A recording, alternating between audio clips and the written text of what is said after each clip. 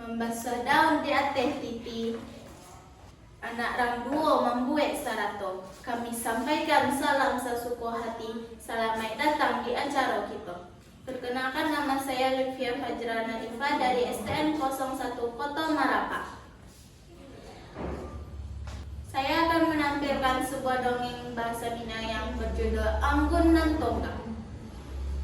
Kabah Anggun nan Tongga adalah carita rakyat nan tersabui di Minangkabau, Kota Pariaman. Carita mengisahkan tentang petualangan dan kisah cinta antara Anggun nan Tongga dengan kekasihnya Gondan Gandoria. Di satu lorong pedalaman kampung Pariaman, hiduplah seorang pemuda yang bernama Anggun nan Tongga, yang juga bergelar Mage Jabang. Amanya Gantosani meninggal sesudah melahirkan nan Tongga, sedangkan ayahnya Pai Batara ke Gunung Ladang. Ia diasuh oleh mandehnya yang bernama Suto Suri. Dari ketek nan Tongga lah dijodohan sama Gondan Gandoria, anak mamanya. Nan Tongga tumbuh menjadi pemuda yang gagah, cerdik dan lihai bakudo, silek dan pandai mengaji. Pada suatu hari, terdengar kabar bahwa di Sungai Garinggiang ada lapangan patanjangan untuk mencari laki bagi adiknya Intan Korong. Nan Tongga meminta izin pada Mandeh Suto Suri. Namun, Mandeh Suto Suri tidak setuju karena Nan Tongga ala batunangan Gondan Gandoria. Namun, akhirnya inya mengalah.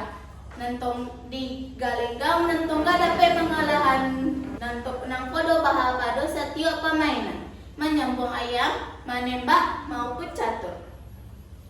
Berang bejo malu karena kekalahannya, nang kodo bahal menawan mamak Nan Tongga di Pulau Binong Sati. Dengan hati sadia, Nan Tongga bertekad untuk merantau mencari ketiga mamaknya.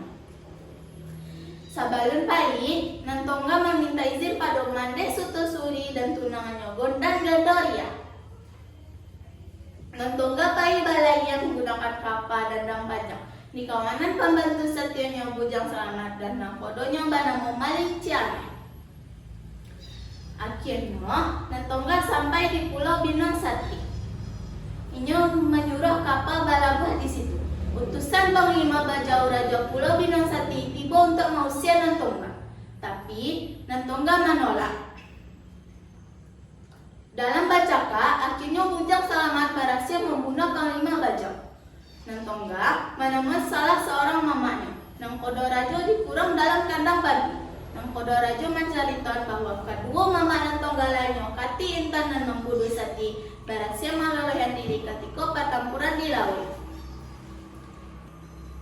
Nan Tongga menyuruh Maling Ciame pulang ke Pariaman dan menyampaikan pesan bahwa Nang kodo rajo ala di lapehan. Nan Tongga melanjut balaian menggunakan kapal dandang panjang bersama Bujang Selamat ke Kota Tanah. Sementara itu, Maling Ciame yang pulang ke Pariaman membawa berita ketika mencari Gondan Gandoria. Maling Ciame tak pasona mencari kecantikan tunangan Nan Tongga itu. Inya lalu mau bercerita bahwa Nan Tongga ditawan oleh Panglima Bajau. Inya juga berkata bahwa Nan Tongga memberi pesan bahwa Maling Ciame dijadikan pemimpin di kampungnya. Inya juga mengirim utusan untuk mentunangan Gondan Gandoria. Tetapi Gondan Gandoria menolak karena Gondan Gandoria masih berduka atas tetangkonya Nan Tongga. Sementara itu di Kota Tanah, Nan Tongga menemukan mamaknya yang lain yang menjadi raja di situ. Putri pamannya, Putri Endami Sultan, mempunyai seekor burung nuri yang pandai mengecek. Akhirnya, Nan Tongga pun meminta burung itu. Tapi, Putri Endami Sultan menginginkan Nan Tongga untuk menikahi dirinya. Tak dapat menemukan cara lain, Nan Tongga pun menikahi putri itu. Gondan Gandoria yang mendengar putri itu menikah jauh tunangannya merasa kecewa. Nan Tongga tidak dapat menahan rindunya pada kampung halaman. Nan Tongga meninggal bininya pai ke Pariaman. Gondan Gandoria pai balari dan ke Gunung Ladang. Nan Tongga balari dan membujaknya untuk pulang. Akhirnya Gondan Gandoria dan Nan Tongga akhirnya bersatu. Ketika hendak menikah, Anggun nan tongga dan gondan gandoria meminta izin pada Tuanku Haji Mudo. Namun, Tuanku Haji Mudo bakato bahwa nan tongga dan gondan gandoria tidak dapat menikah. Karena ini adalah saudara sapa susuan. Menurut Islam, nan tongga dan gondan gandoria tidak dapat menikah di dunia dan hanya dapat menikah di akhirat. Menurut ceritanya, nan tongga dan gondan gandoria menghilang begitu saja. Pesan moral yang dapat awak ambil dari cerita ko adalah setiap dalam hidup kita harus menghadapi tantangan dan pernah lari hadapi sadanya. Itu adalah cara untuk melatih keberanian.